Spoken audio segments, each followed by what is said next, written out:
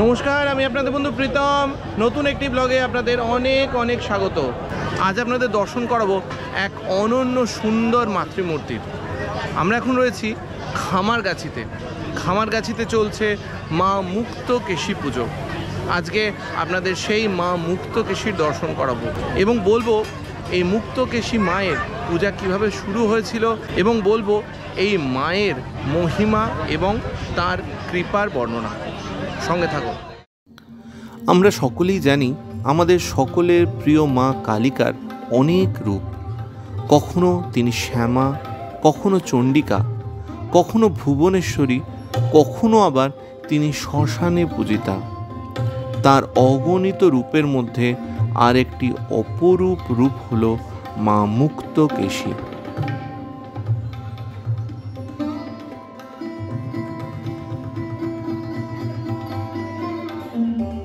হুগলি জেলার খামারগাছিতে প্রতি বছর চৈত্র মাসের শেষ মঙ্গলবারের আগের মঙ্গলবার থেকে হয় এই পুজো।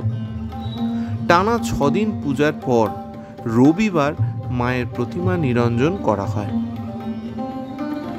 কোনো লিখিত প্রমাণ না থাকলেও কথিত আছে বহু পূর্বে নড়াইল এস্টেটের জমিদার পরিবার দ্বারা এই পূজা পরিচালিত হতো। পরে বিভিন্ন রাজনৈতিক ও পারিপার্শ্বিক পরিস্থিতির কারণে এই পূজা ব্যাহত হয়, যার প্রমাণস্বরূপ পাওয়া যায় শতাব্দী প্রাচীন মুক্তকেশী পাঠাগার। মনে করা হয় মায়ের নাম অনুসারেই তখন এই পাঠাগারের নামাঙ্কন করা হয়েছিল। পরবর্তীকালে স্বাধীনতার পরে গঙ্গা তীরের এই স্থান ছিল রিক্ত ও জঙ্গলে পরিপূর্ণ।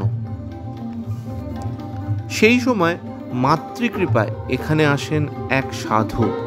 তিনি এই স্থানে এসে বলেন, এই স্থানে দীর্ঘদিন মাতৃ আরাধনা হয়েছে, মা আবার পুনঃ প্রতিষ্ঠা পেতে চান। সেই সময় এখানকার অর্থনৈতিক অবস্থা খুব ভালো না থাকলেও এখানকার মৎস্যজীবীরা ও তৎকালীন পূর্ববঙ্গ থেকে আসা বেশ কিছু সাধারণ মানুষ সেই সাধুর কথা রেখে এই স্থানে আবার মা মুক্তকেশীর পূজা শুরু করেন। তারপর থেকে এই বছর পর্যন্ত মায়ের পূজা 73 বছরে পদার্পণ করল।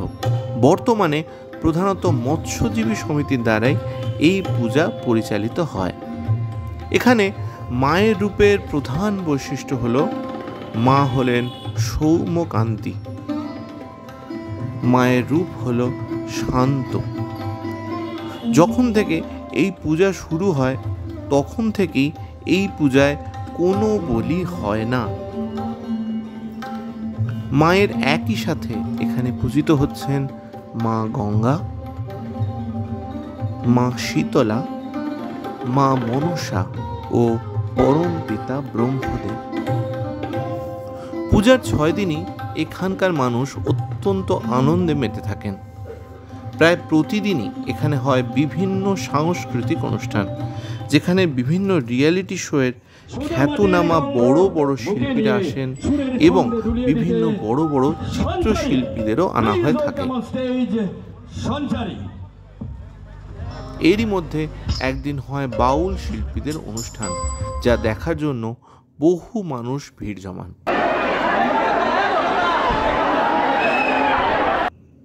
বিভিন্ন সাংস্কৃতিক অনুষ্ঠানের সাথে এখানে হয় বিশাল নরনারায়ণ সেবা, যাতে প্রায় 30 থেকে 40 হাজার মানুষ মায়ের ভোগ প্রাপ্ত করেন।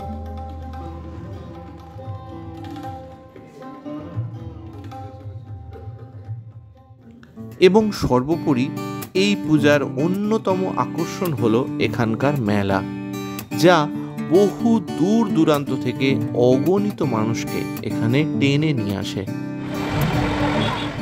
মাতৃদর্শনের পরে আমরাও গেলাম এখানকার আকর্ষণীয় মেলা দেখার উদ্দেশ্যে। এই মেলাটি হয় মায়ের মণ্ডপের একটু আগে ডান দিকে একটি রাস্তা দিয়ে গিয়ে একটি বিশাল ফাঁকা জায়গায়।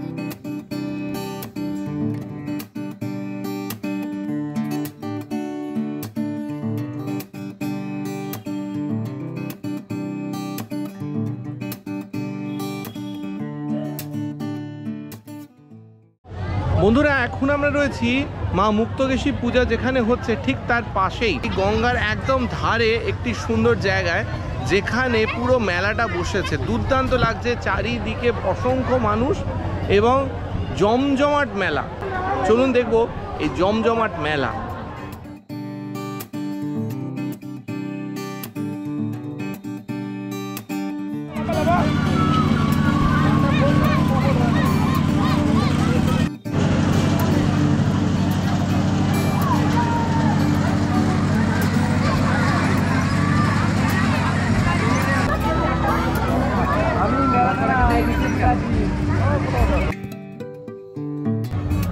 ফাটা বাহ, দারুণ কটা হলো একটা।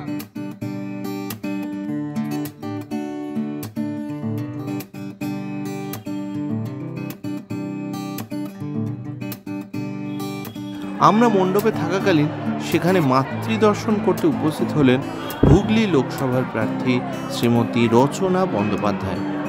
তাকে দেখার জন্য সেখানে ভিড় উপচে পড়েছিল।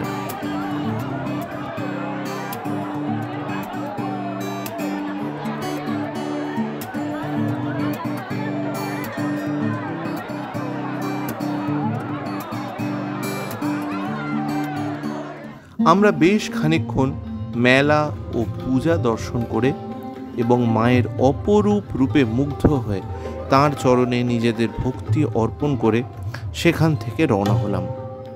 ইচ্ছে রইল যেন প্রতি বছরই তাঁর দর্শন করতে ও আমার সকল দর্শক বন্ধুদেরও তাঁর অপরূপ রূপের দর্শন করাতে পারি। ভিডিওটি ভালো লাগলে অবশ্যই লাইক করবেন, শেয়ার করবেন ও আমাদের চ্যানেলটি সাবস্ক্রাইব করবেন। সকলে ভালো থাকবেন, সুস্থ থাকবেন ও সঙ্গে থাকবেন। জয় মা মুক্তকেশী।